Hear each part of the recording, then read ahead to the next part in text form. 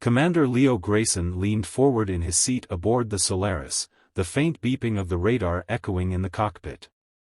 His eyes narrowed as the distress signal blinked on the screen, a derelict ship drifting aimlessly through space, barely functional. This wasn't on their patrol route, and from the readouts, it wasn't even a human vessel. "Should we investigate, Commander?" asked Lieutenant Maya, his second-in-command, standing by his side. Leo hesitated for a moment. Space was dangerous enough without stopping for every unknown signal. But something about the lonely ship, silhouetted against the backdrop of distant stars, called to him. A nagging sense of duty tugged at his gut, and he couldn't ignore it. "Prepare a boarding party," he said, standing up. "We're going to take a look." Minutes later, Leo and 3 members of his crew approached the alien vessel in their shuttle. The ship was old and battered, covered in burn marks and debris, as though it had survived an attack. As they docked and entered, the air was thin, the lighting dim. The interior was alien in design, smooth, curved hallways with an ethereal glow. "We've got one life sign," said Sergeant Cross, checking his scanner. "Faint. Very faint." They followed the signal through the corridors, stepping carefully over debris and broken equipment. Finally, they found her. A small figure, huddled in the corner of a wrecked control room. Her skin shimmered faintly in the low light, a pale blue hue, and her eyes were closed, her chest rising and falling with shallow breaths. "She's an alien," Maya whispered, her hand resting on her holstered weapon. Leo knelt beside the woman, gently placing 2 fingers on her neck. Her pulse was weak, but she was alive. Her clothes, silver and delicate, were torn and blood-stained, evidence of the attack. "We can't leave her here," Leo said, standing up. "We don't know what she is," Maya protested, her voice firm. "This could be a trap. Or worse, she could be dangerous." Leo glanced at the alien woman again. She didn't look dangerous, she looked lost. Vulnerable. He thought of all the times in his career when protocol would have told him to walk away, but his gut had told him otherwise. This was one of those moments. "I'm not leaving her to die," Leo said, his voice final. "Help me get her back to the shuttle." Despite Maya's clear reluctance, they carried the unconscious woman back to the Solaris and placed her in the medical bay. Dr. Ellis, the ship's medic, examined her, running scans with a mix of curiosity and concern. "She's stable," Ellis said after a while, "but whatever species she is, I've never seen anything like her. Her physiology is unique. She's got some advanced neural systems and biotechnology built into her." Leo nodded, watching the alien as she lay on the medical bed, her breathing slow but steady. There was something about her, something that made him feel like this rescue was important, far beyond just a duty to save a life. Hours passed before she stirred. Leo was by her side when her eyes finally fluttered open, large, silver eyes that reflected the light in an almost otherworldly way. She flinched when she saw him, pulling the thin blanket up to her chest defensively. Her gaze darted around the room, clearly confused and scared. "It's okay," Leo said softly, raising his hands to show he wasn't a threat. "You're safe." She didn't understand his words, he could tell by the way her brow furrowed. But when their eyes met, something passed between them. A fragile connection.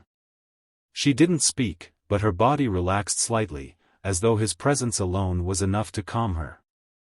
Leo stood, watching her carefully. Whoever she was, whatever had happened to her, one thing was certain, this chance encounter was about to change everything. The hum of the Solaris engines filled the ship as it sped toward the nearest human outpost. In the medical bay, Leo sat beside Aeryn, the alien woman they had rescued. She was awake now, her silver eyes scanning the room, still cautious but no longer panicked. Communication was difficult, despite their best efforts, their languages were entirely different. With a new translation device, Leo tried again. "Do you understand me now?" His voice was soft, patient. Aeryn stared at him for a moment, then slowly nodded. Yes, she said, her voice melodic and soft. Her accent was heavy, but the translator bridged the gap. Leo smiled.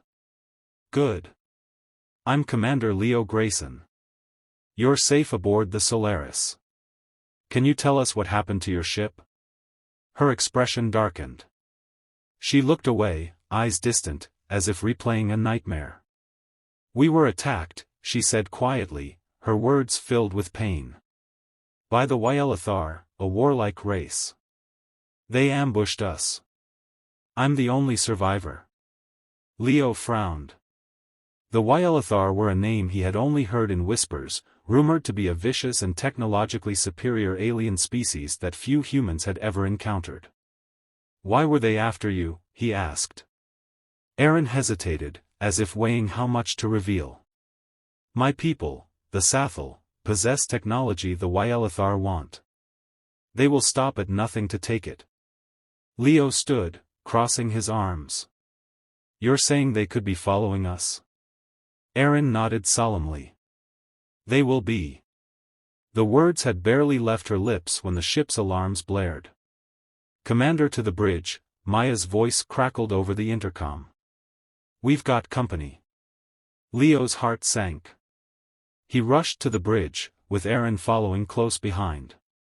The main screen flickered to life, revealing an approaching vessel, sleek, dark, and unmistakably Yl'ithar. They found us, Maya muttered, glancing at Leo. What's the plan? Leo's mind raced. The Solaris wasn't equipped for a full-scale battle, especially not against a Yl'ithar ship.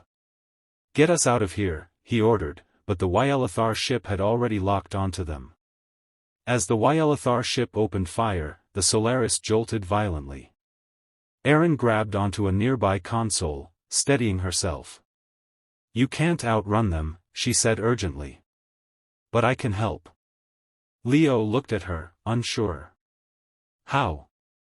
She stepped forward, her gaze intense. My people's technology. I can modify your systems. It's the only way we survive.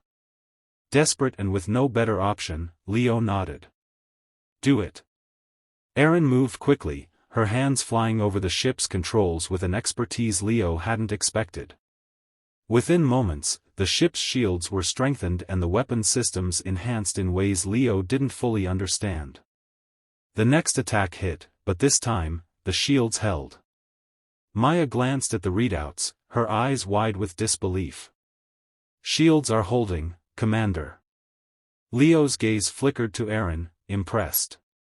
Fire back, he ordered. The Solaris retaliated, landing a direct hit on the Yl'ithar vessel. Seconds later, the enemy ship broke away, retreating into the vast darkness of space. As the alarms quieted, Leo turned to Aeryn, his expression grateful but serious. You just saved us, he said. But they'll be back, won't they? Aeryn nodded. Yes. And next time, they'll be stronger. Leo knew that their encounter with the Yl'ithar was only the beginning. And as he looked into Aeryn's eyes, he realized she wasn't just a rescued stranger, she was now at the heart of a war that would change everything. The tension aboard the Solaris was palpable as the ship sped through contested space, always looking over its shoulder for the next Yl'ithar attack. In the days since their narrow escape, Aeryn had become a more familiar presence on the bridge, working alongside Leo and his crew to anticipate the enemy's moves. Late one evening, after a long shift on the bridge, Leo found Aeryn alone in the ship's observation deck, gazing at the stars. She looked out of place, delicate yet strong, her silver eyes reflecting the cosmic light outside. Leo hesitated in the doorway, watching her for a moment before stepping inside. You should rest, he said gently, approaching her. We've got a long journey ahead. Aeryn turned to face him, her expression soft but troubled. Rest is hard to find when you know danger is lurking in the shadows. Leo nodded, standing beside her.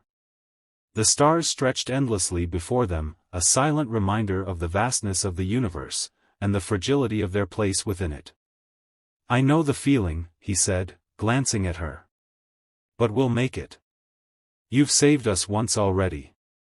A small smile touched her lips. "I only did what I had to. You and your crew have been kind to me. I owe you my life." Silence hung between them for a moment, heavy with unspoken words. Leo wasn't one for sentimentality, but something about Aeryn drew him in. There was a quiet strength in her, a resilience that mirrored his own. "You don't owe us anything," Leo said, his voice softer now. "We're in this together." Aeryn's gaze lingered on him, and for the first time, she allowed herself to be vulnerable. "I'm scared, Leo," she admitted, her voice barely above a whisper. "The Yl'ithar will come again, and next time. I don't know if we'll survive." Leo turned fully toward her, his eyes meeting hers. "We'll survive," he said firmly. "I won't let anything happen to you." For a moment, time seemed to stand still.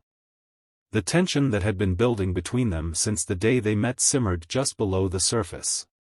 Leo could see the uncertainty in her eyes, but also something else, something deeper. Before he could stop himself, he reached out, brushing a strand of her silver hair behind her ear.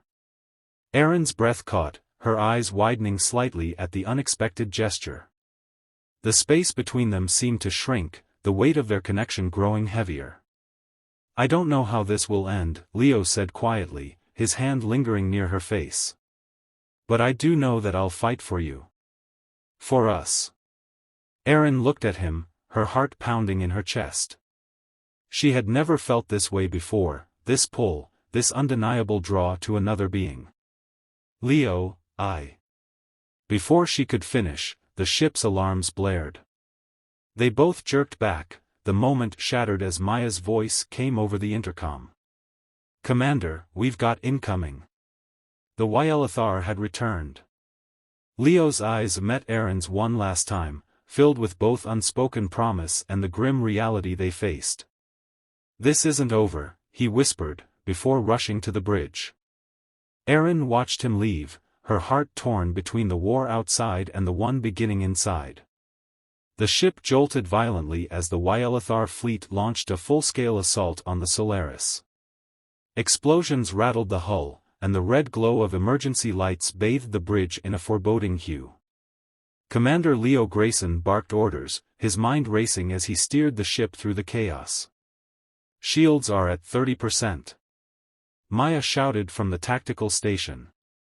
"We can't hold them off much longer." Leo gritted his teeth, gripping the controls tightly. The Yl'ithar had returned stronger, as Aeryn had predicted.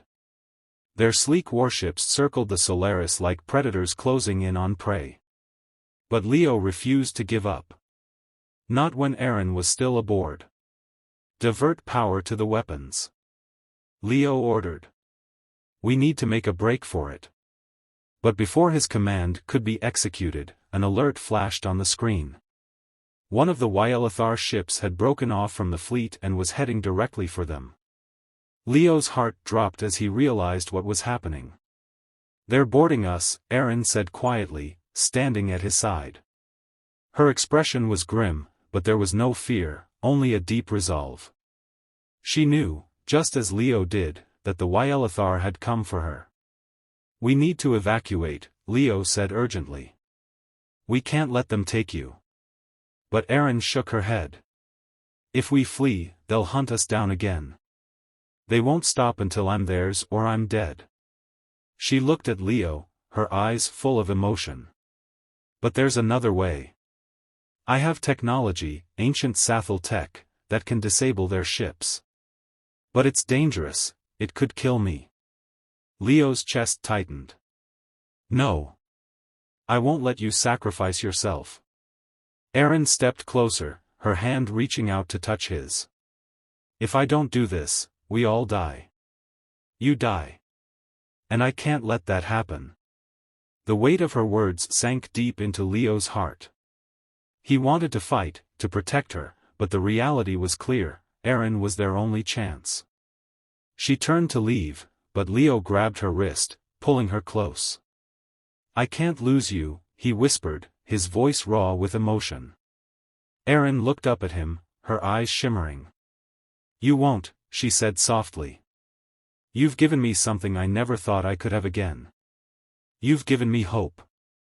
And I'll fight for that. For us." In that moment, Leo couldn't hold back any longer. He pulled her into a kiss, fierce and full of the love they hadn't yet spoken aloud. The universe around them seemed to disappear, leaving only the two of them, clinging to each other in the midst of chaos. But the kiss was brief.